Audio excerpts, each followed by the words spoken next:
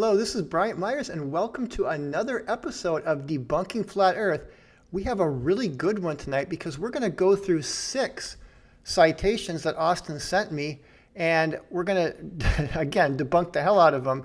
And I spent a lot of time going through these papers, and every single one of them is flawed in many ways. So let's just kind of go through this. I kind of want to start with a little introduction here because why is it that flat earthers are so adamant to debunk gravity?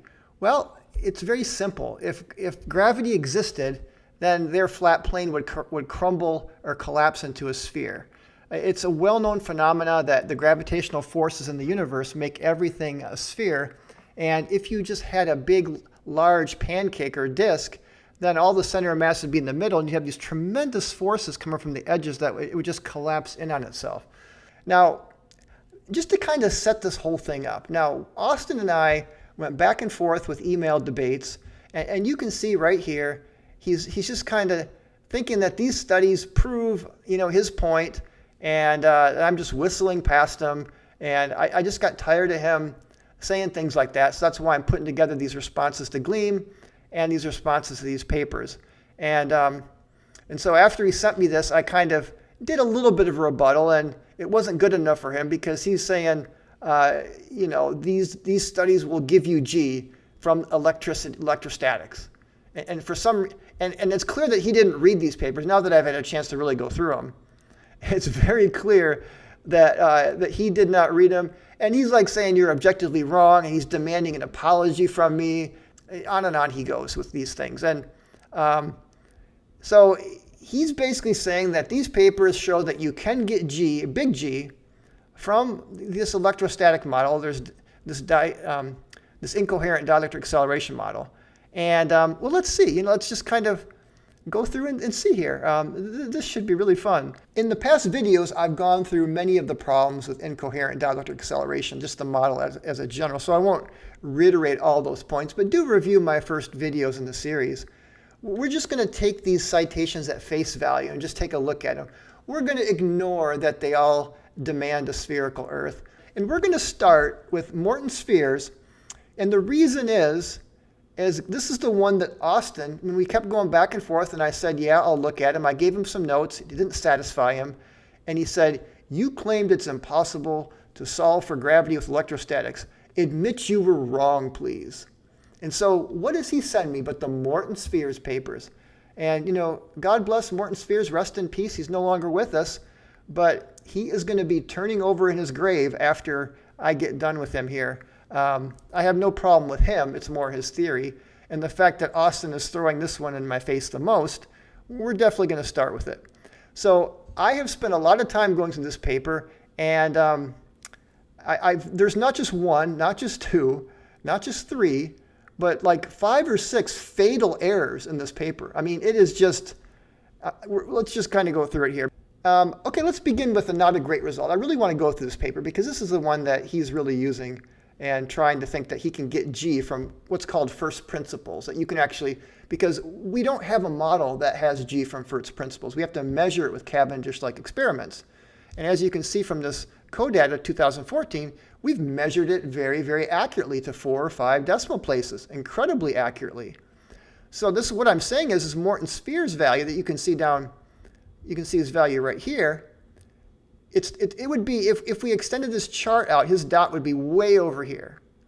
So if you're going to derive G from first principles, you had better be like spot on and exactly what the experimental results are getting. This is laughable. This is not anywhere near where it even needs to be. But there's bigger problems. Okay, let's just say, okay, that's a pretty good number, even though it's not. The bigger issue here, my mentor, Dr. David Finkelstein, God rest his soul, he just passed away recently. I did keep in touch with him throughout the years, and just the smartest physicist I've ever met. And he was considered one of the worldwide leaders in general relativity and quantum mechanics. But he would say that there's a lot of physicists, even like Sir Arthur Eddington, some of the well-known physicists, he said they would play numerology. They would fiddle with constants and numbers to try to get certain outcomes. And the problem with this numerology approach is that you have an expectation in mind. Like in the case of Morton spheres, he knows that he's got to try to get something close to 6.67 times 10 to the minus 11, right? Anyway, it's not a very good approach to work, and you'll see a lot of these papers are using this kind of numerology. Now, let's start with this is really one of the biggest fatal errors here, is that he's using the wrong value for the radius of an electron. Now, an electron is a quantum mechanical object, and it doesn't really have a radius. Now, it's got what's called a classical radius, which has to do with explaining high-frequency scattering more than the actual physical dimensions of the electron. And it's pretty well known now, using like quantum field theory, that the value for the actual physical radius of an electron, I mean, it is kind of treated like a point particle, but if it did have a radius, it cannot be any bigger than 10 to the minus 18 meters. So by Morton using the classical radius, that is literally like 3 orders of magnitude too big, just right off the bat. So already we got a big problem here. And how do we know that that's kind of a problem? Well, let me just, in case you're a little skeptical, let's just take a look at this. The classical radius of an electron is larger than the radius of a proton, which doesn't make any sense, right? Because a proton is like 1,836 times more massive than an electron. You see the problem there? How can the proton have a smaller radius than an electron? Well, because the classical radius of an electron is not meant to be its physical radius. This is a fundamental flaw that we're going to see in 3 of these papers. And again, it's orders of magnitude wrong. So right away, this one mistake debunks this paper, debunks it. It's wrong. But there's more mistakes than that. So, okay, so even if we assume, okay, maybe he's got the radius right, even though he doesn't. So again, once he plugs all these fundamental constants in, he's getting a 6.68, which again is not a very accurate number. This should be 6.67. But he's doing it with the wrong radius of an electron. So whatever's going on here, there's some problems. Let's just assume he uses Coulomb's law, sets it equal to Newton's laws, and he gets this value for G. But now what he does next makes it even more wrong. The next thing he does is now he says, okay, we set equal 2 electrons. Now what about if we have, because we've got to scale this up, because we know gravity takes place on larger scales. So now what if we have 2 arbitrary sized spheres related to 2 electrons? So he takes the ratio of the capacitance of 2 objects of radius R1 and R2 to the capacitance between 2 electrons, which you can calculate. But the problem is he then puts A to equate those. So basically he's saying, okay, the force of gravity due to this electrostatic force between 2 larger objects is going to be equal to this constant A times the force between 2 electrons. So he's kind of scaling up with this fudge factor. And this constant A, like I said, is using the wrong radius. So already we're like 3 orders of magnitude off. But then when he does the ratio of the capacitances, as you can see here, he's only using a first order approximation. He's just using this first term here. He's ignoring all these other terms. So what that means is his numbers are only going to be valid for when you have, because this is assuming that the radiuses are much, much smaller than the distance apart. So when you use a first order approximation, you have to put these 2 very, very far apart. But we know gravity acts really far in close too. It's not that gravity only is working at distances away. So you can't, and we're going to circle back to this. You can't ignore these other terms. This makes his capacitance ratio wrong. And then he gets this expression here, R1, R2 over RE squared. So again, RE is already wrong. But now this whole thing is wrong because he's using just a first order approximation. So this is not the right expression. Even if the radius was correct, this is still wrong. And this is not correct, so it's doubly wrong. Okay, now, but it keeps getting worse. So now he starts to introduce these ratios. Now he's saying, okay, we have our little expression here of R1, R2 over RE squared, which is his fudge factor, A, which is basically taking his his little initial equations from just between two electrons and scaling it up to between two objects at arbitrary radii.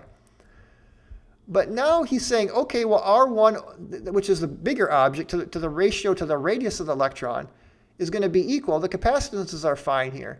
But what the problem is equating R1 over R of E to M1 over ME, which is saying the radius of the arbitrary sized object ratio to the radius of the electron is going to be equal to the mass of this object divided by the mass of the electron. So he's scaling up. Okay, this is a scaling law problem, a fatal flaw. He's scaling up the radius, which is one-dimensional. It's just a length, right? Then when you have a radius. But now mass, he's scaling that up.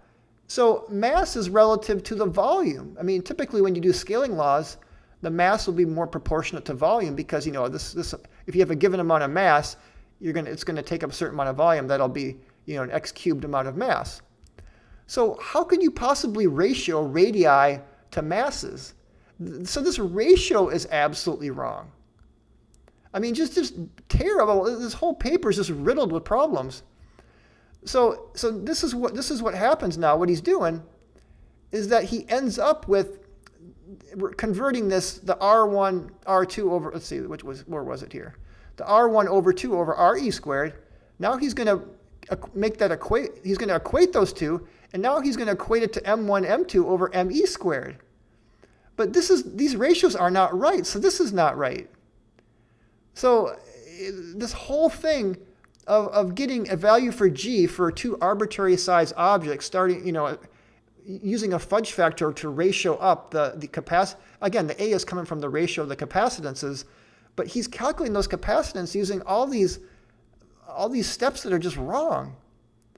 So again, like I said, it already wasn't correct. He was already using the wrong capacitance equation, but then he used a ratios between masses and radii. Again, it's a fundamental scaling law problem. Radii are going to go up like this. The masses are going to go up like this. So what happens is, what I hinted at, is you end up with a problem where you end up with, when you get to a kilogram amount of mass, you're like 29 orders of magnitude off. So even though he was able to get the numbers kind of close between two electrons, you scale that up using his little fudge factor A of a ratio of capacitances to the level of larger objects, you get, just all kinds of problems. Then he's going on here with another problem where he's saying that the ratio of the radii of a proton to the radii of an electron equals P, which is their mass. So he's equating the ratio of the radius of a proton to the radius of an electron is now, and this is the right ratio for the mass. This is the ratio of the mass of a proton to an electron is 1836. Meaning a proton is 1836 times more massive than an electron. That's correct. But you can't, it's not equal to the ratio of a proton to an electron. And when you do that, you end up with a proton radius that's over 6,000 times more than what it is. So this is just absolutely wrong. Absolutely wrong. And this is a little diagram on the first page here. So it's just terrible. It's just really, really bad. So now, if you really want to learn more about how to calculate, if you want to kind of work through this yourself, check out George Nadiuk's website here, or his YouTube channel. He has a whole video on calculating the capacitance between two spheres, and he's got a couple good debunking videos on the Morton spheres paper too. And he doesn't give it all away. He wants people to kind of figure it out for themselves, but he gives you a lot of really good hints, and I followed those hints and worked it through myself. And the one thing I didn't do, though, was when George actually calculated the exact capacitance for two spheres, and he used all of Morton's calculations. And here's the final blow, is that once you use the correct capacitance, you end up with a constant that varies with the masses. And like I said, you end up like 29 orders of magnitude wrong when you get up to like a kilogram size. And so George kind of worked through all this, so watch his videos if you want to go deeper. But there's enough fatal flaws getting up to where you don't even have to do this calculation. And if you just kind of follow through, heck, just the electron radius, right away, that's a problem. Just think about it. How can the radius of an electron be, three times larger than a proton when it's 1,836 times less massive? So the next paper here, just kind of show it to you here. And I'm going to put links to all these papers below the video. So if you want to check it out for yourself, don't take my word for it. Do your own research, as flat earthers love to say. Now, this is actually a good paper. It doesn't at all confirm what Witsit wants it to, but it's a good paper. So this is a study that's actually kind of interesting because it's actually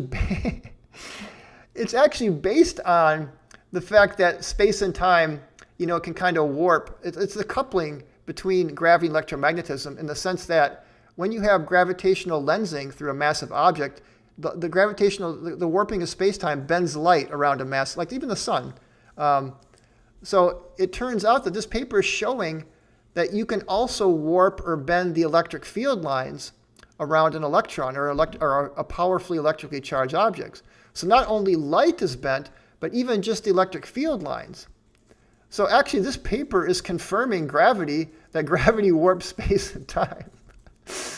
I don't think Witsit read this one because it absolutely is proving the point that gravity is mass attract mass. In fact, gravity even it talks about how it's acknowledging gravitational lensing in the paper, and it's drawing an analogy that you can have gravitational coupling in a similar way with electric fields using this very specific experiment. But within the experiment, you're just using one little tiny electron because an electron has a very, very high charge to mass ratio. And that's the only way this can work. So this is not even going to work on the larger scale. So it's a very specific experiment to show that. And what's cool about it is that you can, with a certain amount of, again, gravitational field and a certain amount of electric field, that the gravitational effect will allow the electron to float or to, again, it's electrostatic phenomena. It's not gravitational levitation. This is what, again, the flat earthers just think if something's floating, it's got to be levitation. They don't realize that there's other forces at play, like electrostatics, which is the one that's usually at play, or magnetism. But this study confirms gravity very, very well. And you can see here, distortion of the Coulomb field and the gravitational field. Exactly what I was saying here. Just look at the paper. Don't take my word for it. This is absolutely confirming gravity. And in fact, here, coupling between gravity and electromagnetism through the deflection of light around a massive object is well known. It was made popular by Einstein, who correctly predicted the angle of deflection of starlight around the sun during a solar eclipse, verifying his general theory of relativity. Again, this study is actually verifying general relativity. Okay, I had to find a little sound bite from Austin for this video. I didn't have one in the last video. I'm like, gosh, I gotta make sure I got one because that kind of makes these videos more fun. So, and you'll see it is apropos. You'll see why I'm doing it in a minute here. So let's listen to a soundbite. Then we're going to go into the next study after we hear Austin talk about how the science of the 1800s is better than the science of today. And you'll see, you'll see how that relates to the next study. What is electrostatic acceleration is always attractive. You have to have polarization to get repulsion. Where does that come from? It doesn't, what can you show me a research study that references incoherent dielectric acceleration? Well, it'd have to be something from like electrical field theory, like decades and decades ago, before the pseudoscientific derailment of modern science because of the devotion to heliocentrism. Yeah. Austin, look at the world around us. We are advancing in technology. We're not going back in the dark ages. So don't say that the science of the 1800s is somehow better than the science of today. Actually, it is because of the Michelson-Morley, and then everyone went the wrong way. Okay, well, there you have it. Austin basically telling us that the science of the 1800s is better than the science of today.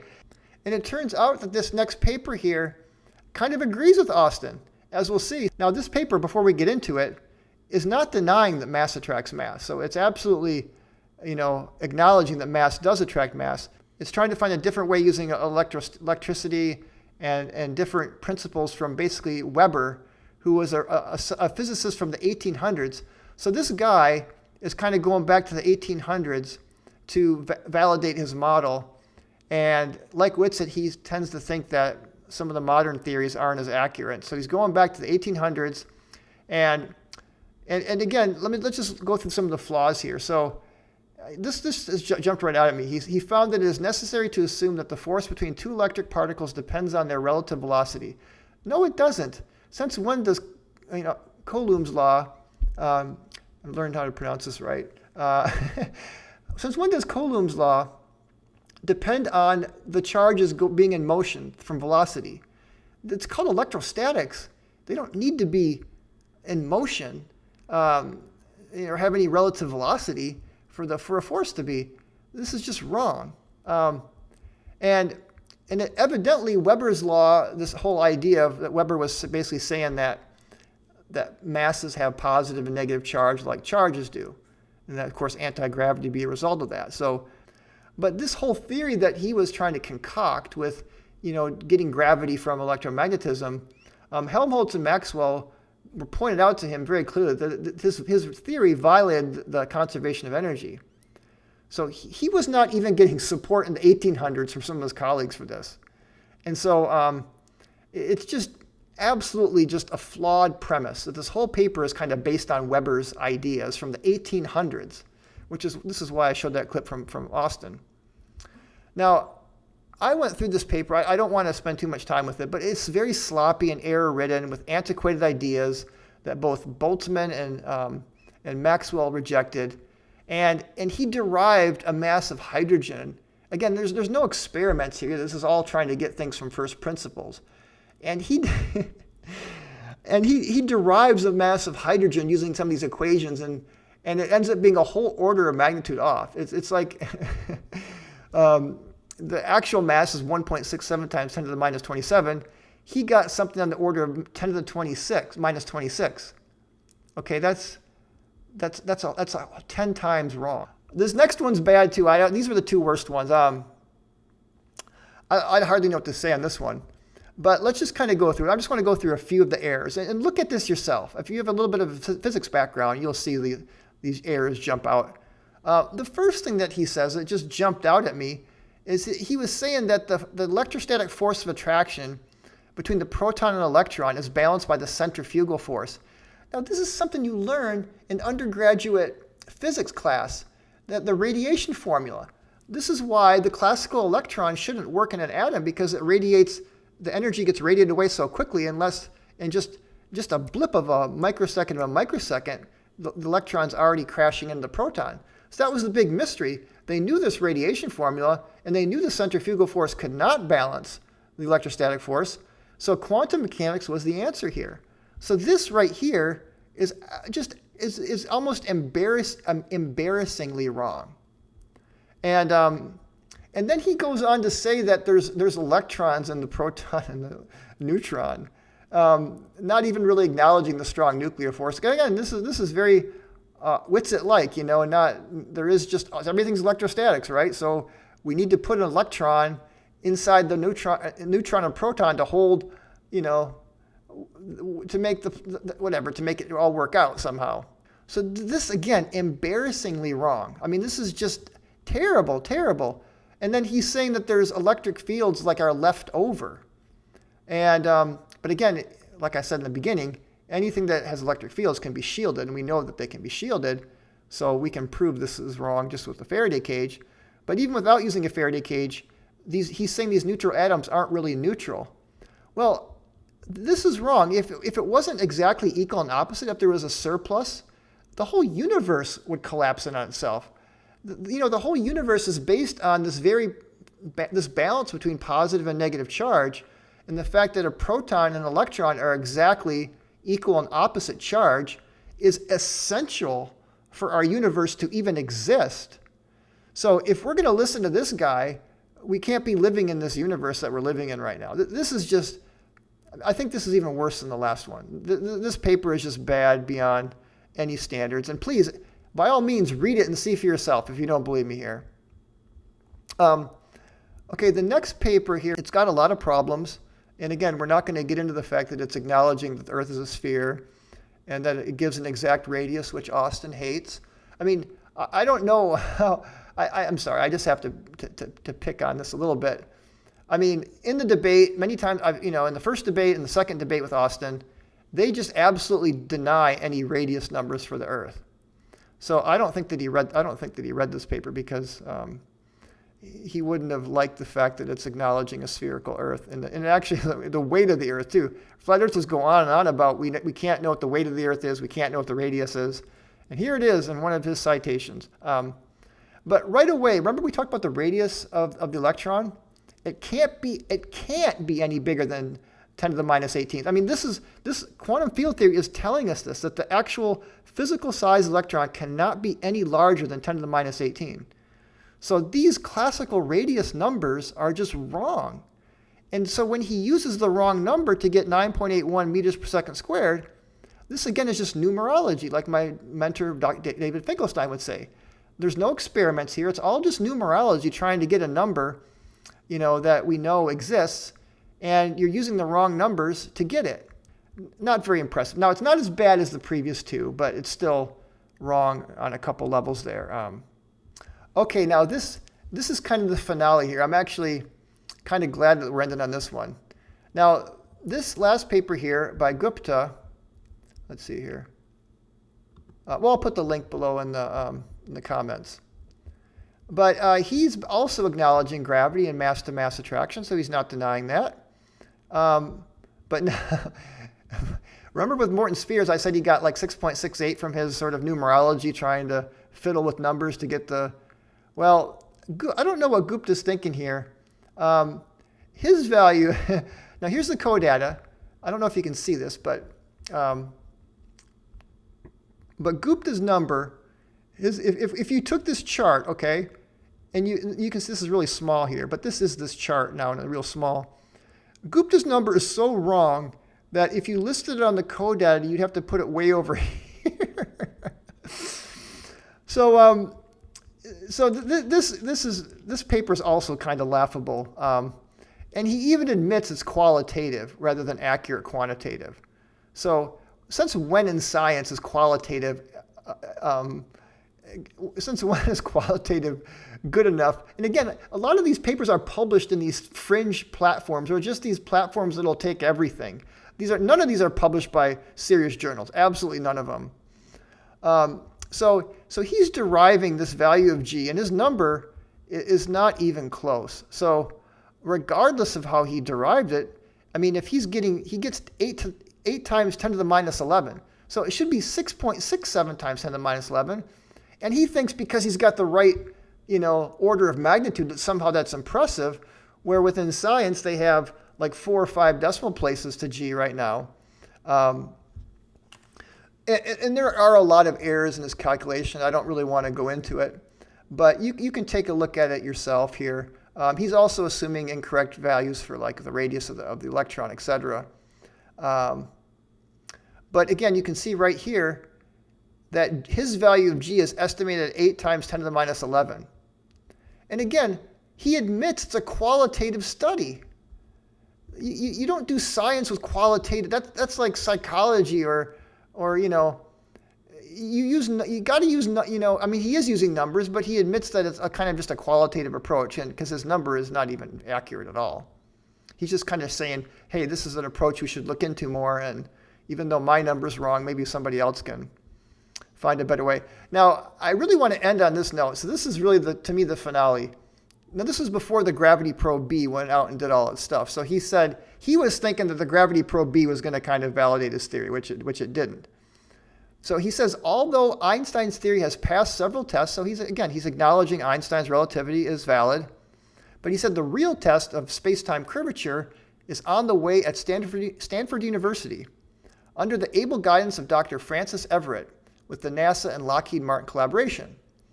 So he's like looking forward to this particular probe, which then, this has happened now since that paper, and I think he was thinking of a different outcome, that somehow it wasn't going to confirm relativity, but confirm some of the things that he was thinking. Well, guess what?